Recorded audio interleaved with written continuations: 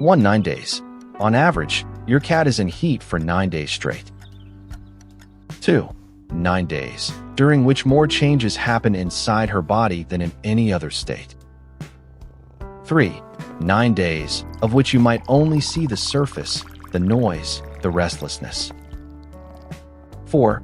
But what is really happening, inside, deep within your cat's body, that is a different story. 5. And this story is so fascinating that it changes everything about how you understand being in heat. 6. Today we are going inside, into what you don't see, but what is still there. 7. Into the biology, into the hormones, into the nervous system of a cat in estrus. 8. I promise you, what you learn today will turn an annoying phenomenon into something amazing. 9. And by the end, you won't be thinking, when will this finally stop? 10. But rather, how did nature build this so precisely?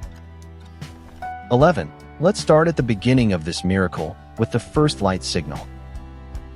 12. Being in heat doesn't start with the first sound. It begins with light. 13. Your cat's retina registers when the daylight length increases in spring and summer. 14.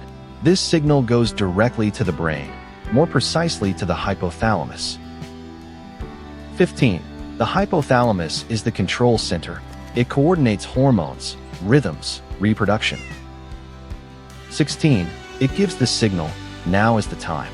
And with that, everything begins. 17.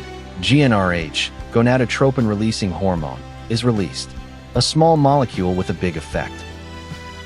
18. It activates the pituitary gland, which then produces two crucial hormones.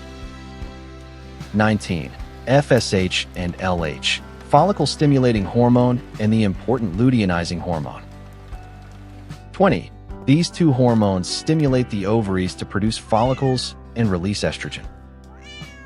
21. And then begins exactly the behavior you already know. 22. The estrogen floods the body, and with it, everything changes. 23. The entire nervous system becomes more sensitive. Every little touch suddenly feels more intense. 24. The body temperature rises noticeably. Even the resting heart rate increases measurably. 25. Your cat is not hyperactive. Her body is in a state of heightened alertness. 26. Not because she is afraid, but because she is searching very specifically. 27. And exactly this search manifests itself in the behavior you see. 28. Rolling on the floor is not play. It is a proprioceptive reaction to estrogen release. 29. Muscles in her back and hind legs react to the hormone. They relax completely involuntarily. 30. Her hindquarters lift, a reflex deeply anchored in the spinal cord, not a conscious decision. 31. That means these movements are not chosen. They just happen. 32. Your cat isn't choosing this. Her body is showing it. That is the difference. 33. And knowing this changes how we should look at this behavior.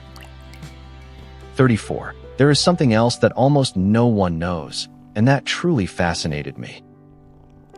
35. During heat, your cat's olfactory system also changes.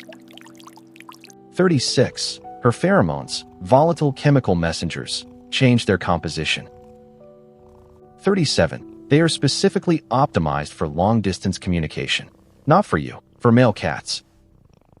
38. When your cat rubs on the floor, on furniture, on door frames, she is leaving these messages. 39. Every trace left behind is an address, a clear invitation, an exact coordinate. 40. Male cats in the area perceive this through the Jacobson's organ, a chemoreceptor in the palate. 41. If you have ever seen a male cat sniffing the air with a slightly open mouth. 42. Then he has just received a message that your cat left behind. 43. This communication takes place without your knowledge, around the clock, everywhere. 44. Your apartment is a readable book for a male cat, and your cat wrote it. 45. Now let's turn to something that is emotionally harder to process. 46. The intensity of being in heat is perceived by some owners as suffering. 47. That is understandable, but it is, as veterinarians emphasize, a misinterpretation. 48. Your cat does not suffer in the sense of pain. She experiences an urge.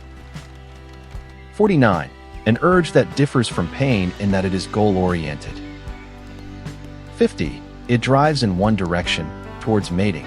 It has a solution. 51. Pain has no specific direction. Pain just wants to stop quickly. 52. Being in heat wants something else. It wants to arrive. That is a fundamental difference. 53. But here is something else important that we really shouldn't ignore.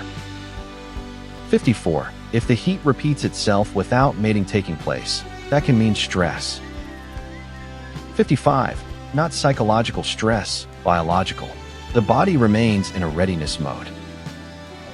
56. That is why veterinarians recommend consistently supporting unspayed cats. 57. Not because being in heat is wrong, but because the constant state can be taxing.